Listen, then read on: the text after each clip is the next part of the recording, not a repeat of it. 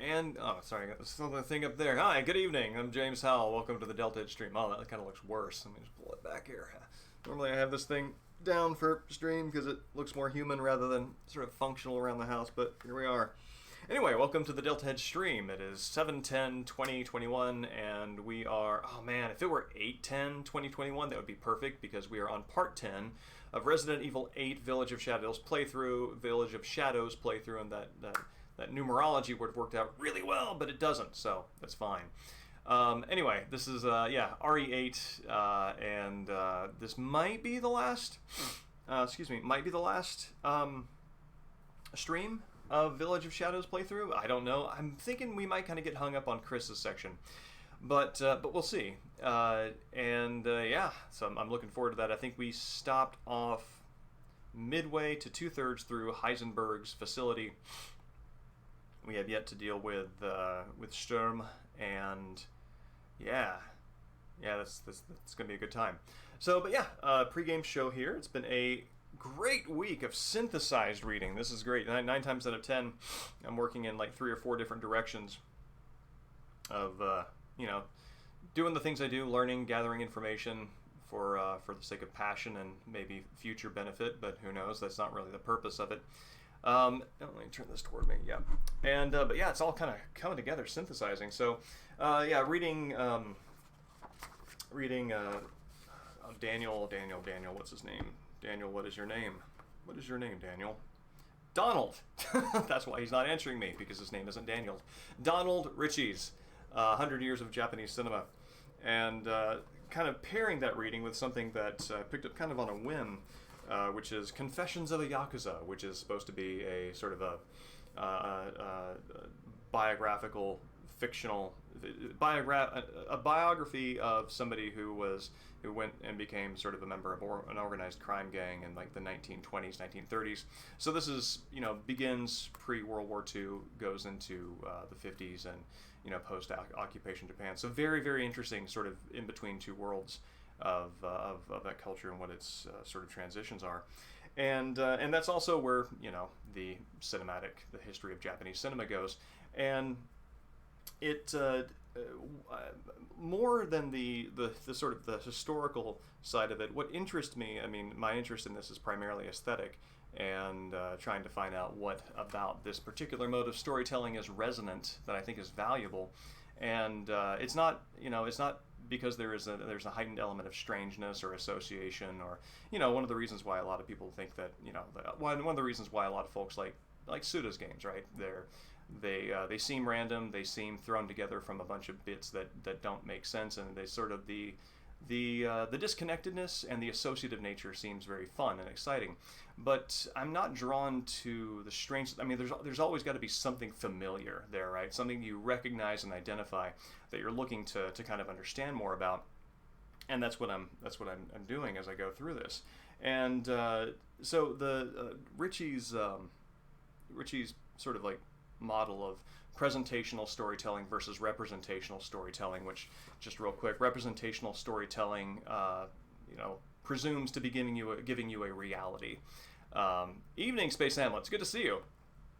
I'm midway through my my early. Oh no, we're still going through this. Just as a quick summary, representational storytelling is telling you, it's providing you a reality, a window into a reality, and presentational storytelling is telling you a story, and it's the telling that is also a part of the process and not something that is necessarily distinct from it. And that seems to be like the key sort of one of the key craft and even critical receptive differences between the styles of storytelling that are sort of like show up in early Japanese cinema and that sort of persist into modern work. And also that becomes, and this is interesting, this is valuable to me because obviously I've done quite a lot with the Japanese video games over the course of my career, and so that storytelling naturally flows straight into that, and so it's all it's all of a piece. Oh yeah.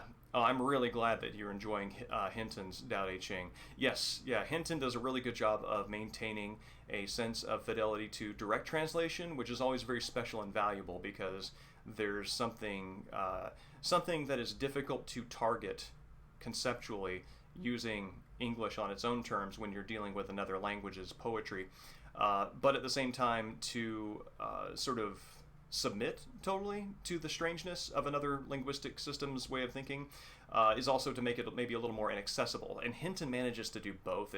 You feel like there's a degree of fidelity there that is very nourishing, and at the same time an accessibility, which is also nourishing. So those two things together make for a fantastic experience, and I'm really glad to hear that you're enjoying that.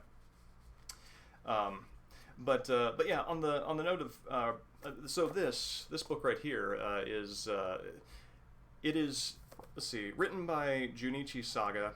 That is not the Yakuza in question. He is a doctor who treated the Yakuza in question, and he, took like a pocket recorder, recorded sort of like his stories and interviews and wrote them down.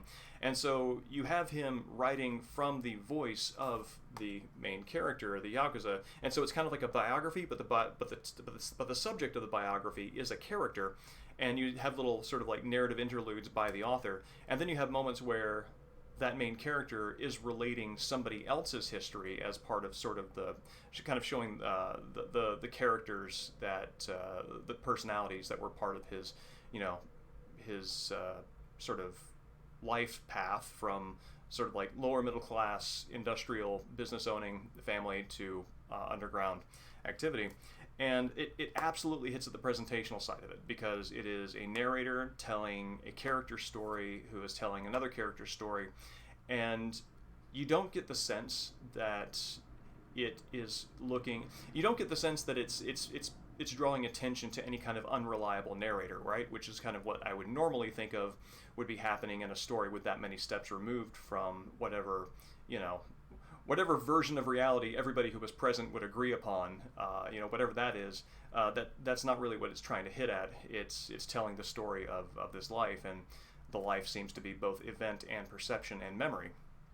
All of those things put together, and that hits very close to sort of the mishmashed way of thinking about experience and meaning that I have, which connects directly into poetry, because poetry is not, as many of the arguments about poetry versus history have hit upon, poetry is not about accurate representation, it's about accurate representation plus meaning. And sometimes meaning does not always fit with facts and occurrence, but those are the different projects at work.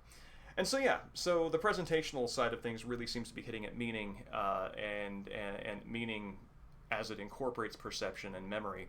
And that's very dear to me. And I think that that's coming much closer to why I'm enjoying the narration styles of Japanese cinema over the past year's sort of project. So, yeah. In line with that, I watched Kinshi Fukusaku's Black Lizard, which is a very fun and weird noir movie, and in the way that I really like from Fukusaku. There are a few moments where the main I don't know, it's hard to call him a protagonist, but somebody who would typically be the hero detective in a noir story, and the villainess who is his sort of like mastermindy crime sort of target. They have several conversations about crime and the nature of crime and their relationships to it, and how it's aestheticized, and how it's a part. It's like has a spiritual aspect to it that's meaningful both to the criminal and to the investigator. And it reminds me of many of the more esoteric sort of meditations on crime out of The Silver Case, which is I think the last full-on visual novel. Actually, no, Silver Case Ward 25. That was the last full-on visual novel I think Suda did. Anyway, there are several esoteric sort of like talkings about what crime is, and the crime as a recurring feature, and something that is like unavoidable, not something to be squashed, but something to be balanced as a spiritual force. And it kind of touches on that feeling, which is very interesting.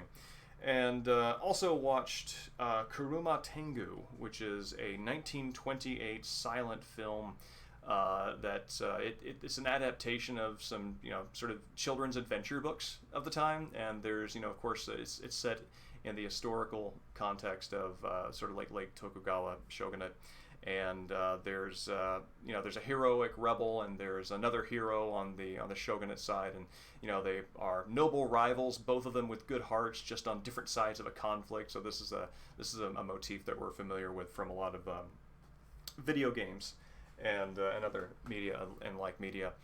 And it's a lot of fun. But something that's very interesting about this, I was drawn to this because of Donald Ritchie's sort of recounting of the early part of Japanese cinema, which is that these were not told in a strict narrative format. These were sort of like excerpts from the story, and they relied upon a third party called a benshi that was both a narrator and also performer, since there was no vocal track to it. So you might have some music over the background, but on the whole, there's this very aestheticized oration, this theatrical way of telling a story that has to fit in the gaps between what's happening on screen, and then this person would sort of voice the characters' voices. I think the closest I can think of to sort of like a modern commercial art would be audiobook narration, and it is fascinating. And in watching this thing, you really feel plugged into the narrator as the story, and the visuals are sort of supplementary in some ways, and it's really interesting. But yeah, so I think we're about ready to get started. The only other thing that's been going on, I gave myself a math test, and I'm about 22 out of 30 problems in, and I got them all right. Actually, algebra test. And so that's very exciting. So with that done, wow, that was a longer pregame show than usual. We're going to jump into Resident Evil 8 Part 10, Village of Shadows.